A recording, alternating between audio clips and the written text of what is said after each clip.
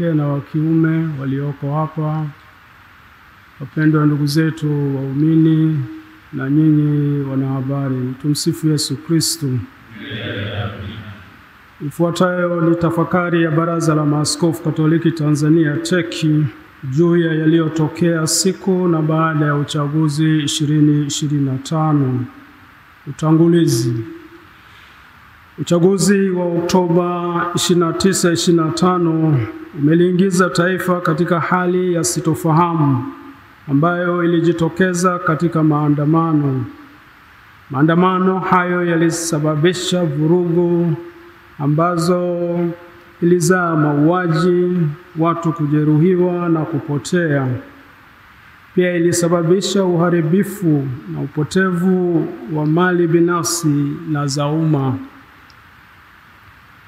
Hali hii imewaumiza na kusononesha sana jamii ya Watanzania na kujeruhika kwingi kulikotokana na kugusa uhai wa wanadamu. Uhai ni mali ya Mungu mwenyewe. Kama tunavyosoma kitabu cha Mwanzo sura ya 1 mstari wa 26, na tufanye mtu kwa mfano wetu na kwa sura yetu. Hali hii imeongeza maumivu, kwani pia kuna waliouawa na kuumizwa wakiwa nyumbani au sehemu za kazi bila kujihusisha kwa namna yoyote na maandamano. Tunasikitishwa sana na hii hali na tunalaani haya mauaji ya kikatili na kinyama ya vijana wetu na watu wengine. Kiukweli huu ni uovu mkubwa na chukizo kwa Mungu wetu. Kwa ufupi, sisi sote tumejeruhiwa. Taifa limejeruhiwa na limepoteza heshima mbele ya jumuiya ya kimataifa. Neno la pole. Kufuatia hali hiyo, sisi Baraza la Maaskofu Katoliki Tanzania TEC tunatoa pole nyingi sana kwa familia zilizopoteza wapendwa wao. Familia hizi zina maumivu, hasa wale wanafamilia walioona ndugu zao wakiuawa na miili yao kuachwa nje na kunyimwa ruhusa ya kuwachukua ili kuwasitiri au kuwazika. Tunawapa ndugu zetu pole na Mungu Mwenyezi awape nguvu na faraja. Tunaendelea kuwaombea majeruhi wapate nafuu haraka na kurudi katika majukumu yao na kwenye familia zao. Neno la Mungu liwe kwetu faraja na kitulizo tunaposoma. Basi ndugu zangu wapendwa, muimarike, msitikisike, mkazidi sana kutenda kazi ya Bwana siku zote, kwa kuwa mwajua ya kwamba taabu yenu si bure katika Bwana. Barua ya kwanza Paulo mtume kwa Wakorinto sura ya 15 mstari wa 58. Tunaombea pia uponyaji wa ndani wale wote walioathirika kiroho, kisaikolojia na kiuchumi. Mwenyezi Mungu pia awe baraka na kitulizo kwao. Mwisho, tunaendelea kuzikabidhi roho za marehemu wote waliouawa katika vurugu hizi, wapate rehema kwa Mungu, wapumzike kwa amani. Raha ya milele uwape, e Bwana. Wapumzike kwa amani. Baraza la Maaskofu Katoliki Tanzania limetafakari na kufuatilia kwa ukaribu hali halisi ya nchi yetu, yaani kabla, wakati na baada ya uchaguzi. Naona taifa limegubikwa na manunguniko na kutokuridhika, jambo ambalo limetugawa Watanzania ambao tulisifiwa kuwa kisiwa cha amani na utulivu. Hali hii haijengi taifa letu. Hivyo basi zinahitajika juhudi za makusudi katika kulileta taifa pamoja na kuponya maumivu yaliyo katika familia zilizopoteza wapendwa wao na sisi sote.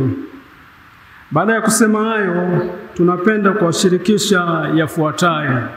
La kwanza, kila maandamano si uhalifu. Kuandamana ni haki ya raia kama njia ya kufikisha ujumbe au malalamiko. Ikiwa njia ya mazungumzo imeshindikana, cha msingi yawe maandamano ya amani. Katiba ya Jamhuri ya Muungano wa Tanzania, na nukuu, inatambua haki ya kufanya maandamano ya amani, mwisho wa nukuu. Rejea ibara ya 20 na ibara ndogo ya kwanza. Inasikitisha kuona kuwa waandamanaji waliojitokeza siku ya uchaguzi wote waliwekwa katika mwavuli wa uhalifu. Adhabu ya mwandamanaji sio kuuawa. Katika tafakari yetu tunafikiri kati ya mengine mengi mambo yafuatayo yalisababisha maandamano. Kwanza, usalama. Kumekuwepo na matukio ya waziwazi ya mauaji, utekaji, kupigwa na kuumizwa kwa raia bila kuwepo na nia thabiti ya kukomesha maovu hayo, ambayo ni kinyume na Katiba ya Jamhuri ya Muungano wa Tanzania ibara ya 14. Kila mtu anayo haki ya kuishi na kupata kutoka katika jamii hifadhi ya maisha kwa mujibu wa sheria. Haki hizi zimethibitishwa kukiukwa na vyombo vya ulinzi na wasiojulikana ambao wanaonekana wana nguvu kuliko vyombo vya dola, kama tulivyosema pia wakati mwingine na sehemu zingine. Ya pili, demokrasia. Kukosekana demokrasia ya kweli ya namna ya kuwapata viongozi. Jambo hili limekuwa kilio cha muda mrefu cha taifa letu na halijawahi kupatiwa uvumbuzi tangu 2016. Chaguzi zinakosa ushindani wa haki, ukweli, uwazi, uhuru na kuaminika. Utendaji. Ya tatu, na baadhi ya mihimili ya dola.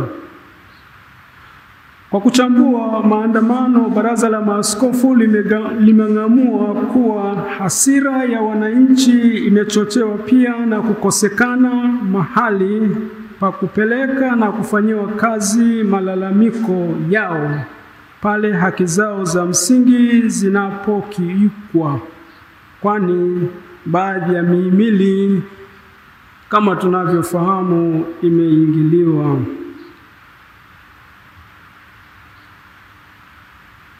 Matumizi ya nguvu kupita kiasi. Vifo vilivyotokea vimeonyesha wazi kuwa vyombo vya usalama vimeshindwa kudhibiti maandamano kwa weledi, kwani walitumia silaha za moto.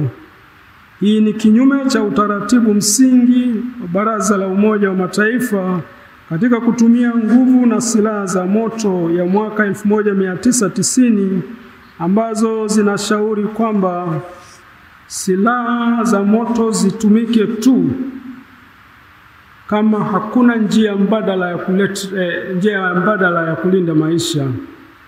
Hata katika vita huwezi kutumia kila aina ya silaha. Maandamano si vita, lakini zimetumika silaha zinazotumika katika vita.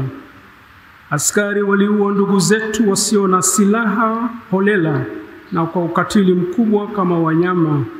Kitu kinachotufanya tujiulize, binadamu mwenye akili timamu anawezaje kufanya vitendo kama hivyo? Huduma za kitabibu. Kuwakatalia majeruhi haki ya kupata matibabu ni jambo ovu kwani linakiuka haki ya kupata huduma za kitabibu na pia ni kinyume na maadili ya sayansi ya tiba. Lengo la tiba ni kutunza uhai, ambayo ni zawadi kutoka kwa Mungu na ni haki za kila binadamu. Miili ya waliopoteza maisha. Imethibitika kuwa baadhi ya waliopoteza maisha miili yao haijapatikana.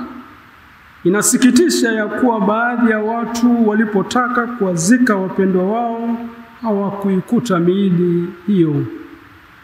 Tunaomba kama wadau wengine walivyokwishaomba kuwa ni hekima na busara kuwapatia wanafamilia miili ya wapendwa wao, wakaipumzishe au kuisitiri kwa heshima kadiri ya imani ya dini, mila, desturi na tamaduni zao. Imani yetu inatufundisha kuwa kuna maisha baada ya kifo na kifo si mwisho. Maana parapanda italia, wafu watafufuliwa, wasiwe na uharibifu, nasi tutabadilika. Barua ya kwanza ya Paulo mtume kwa Wakorinto, sura ya 15 mstari wa 52. Nini kifanyike ili kuponya taifa letu? Taifa letu limeumizwa na ni hatari, linaweza kugawanyika zaidi. Sisi Baraza la Maaskofu Katoliki Tanzania tunashauri wale wote wenye dhamana ya kutuongoza wazingatie mambo yafuatayo ili kuepusha vurugu na mauaji yasitokee tena. La kwanza, viongozi wenye dhamana.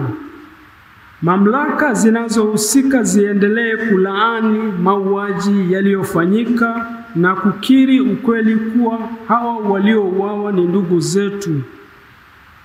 Jitihada za makusudi zifanyike ili haki na ukweli itawale tena katika taifa letu. Mwenyezi Mungu anatoa onyo kali kwa watawala wasiotenda haki. Wafalme wakitenda yasiyo haki ni chukizo, maana kiti cha enzi huthibitika kwa haki. Mithali sura ya 16 mstari wa 12. Mwanzo wa uponyaji wa taifa letu unahitaji kukubali na kukiri makosa. Namba 2, kuwajibika. Wakuu wa vyombo vya ulinzi na usalama wote waliohusika na mauaji wawajibiki au kuwajibishwa na mamlaka zao za uteuzi. Hasira ya wananchi ipo katika kuona hakuna anayewajibika kwa matendo maovu waliofanyiwa raia. Bwana Yesu anatufundisha, nayo hiyo kweli itawale uhuru. Yohana sura ya 8 mstari wa 32. Namba 3, uchunguzi. Kwa kuwa jambo hili limesababisha maafa, tunashauri ufanyike uchunguzi utakaowashirikisha wadau wa ndani na nje. Wadau tunaowapendekeza watoke kwenye tume huru isiyofungamana na upande wowote, kama jumuiya na taasisi za kimataifa, taasisi za dini, asasi za kiraia na wataalamu wa haki na mambo ya kidemokrasia. Na serikali yetu iwe tayari kupokea na kufanyia kazi ripoti watakayotoa. Hii inaweza kuwa moja hatua muhimu ya kuponya taifa letu. Namba 4, maisha ya uadilifu na uwazi ya viongozi. Tunahimiza viongozi wenye dhamana ya kutuongoza waishi maisha ya uadilifu, uwazi, ukweli na uwajibikaji ili kujenga misingi ya kuaminiana. Namba 5, waliokamatwa. Wale wote waliokamatwa kwa hila kabla, wakati wa uchaguzi, hata baada, na kuwekwa mahabusu au pasipojulikana, waachiwe huru na bila ya masharti yoyote. Namba 6, katiba mpya na utawala wa sheria. Katiba mpya na utawala wa sheria vimekuwa kilio cha muda mrefu hapa nchini. Mchakato wa katiba mpya yenye kujali utu, usawa, haki, ukweli kwa wote uanze kwa kushirikisha wadau wote, ili tusirudi tena katika machafuko na nchi iongozwe katika misingi ya utawala wa sheria. Kusikiliza wananchi. Siku zote ni vizuri kuwasikiliza na kujali matashi mazuri ya wananchi. Watu wasiposikilizwa watazungumza kwa namna wanayojua wao. Namba 8 na mwisho, sala. Tunatoa mwaliko kwa wananchi wote wa taifa la Tanzania kuendelea kusali na kuyaweka haya yote mikononi mwa Mungu. Tuendelee kusali ili kuiombea haki, ukweli, amani na uponyaji, ili nchi yetu iendelee kukua tubaki kuwa wamoja. Waliofiwa wapate tulizo, walioumizwa wapone na kurudi katika maisha ya kawaida na kwa ndugu zao. Nasi tuombe ili kujenga umoja wa kitaifa kama Yesu anavyotukumbusha, ili wawe na umoja kama sisi tulivyo wamoja. Yohane sura ya 17 mstari wa 22. Hitimisho. Tukumbuke kwamba risasi hazikuwahi kunyamazisha watu, kwani vifo huhamasisha vifo zaidi. Wenye dhamana ya kutuongoza watumie hekima na kutafuta muda wa kusikiliza, ili tuwe na mwanzo mpya. Raia wawe na uhakika wa uhai na usalama wao, ili kurejesha sura nzuri ya nchi yetu. Tunazidi kuwaombea majeruhi na wagonjwa wapone, na marehemu wapate tuzo la milele. Raha ya milele uwape, Bwana. Wapumzike kwa amani. Tafakari hii ni tunda la sala na mkutano wa Baraza la Maaskofu Katoliki Tanzania wa Novemba 11 mpaka 14, 2025. Mungu ibariki Tanzania. Mungu atubariki sote. Amina.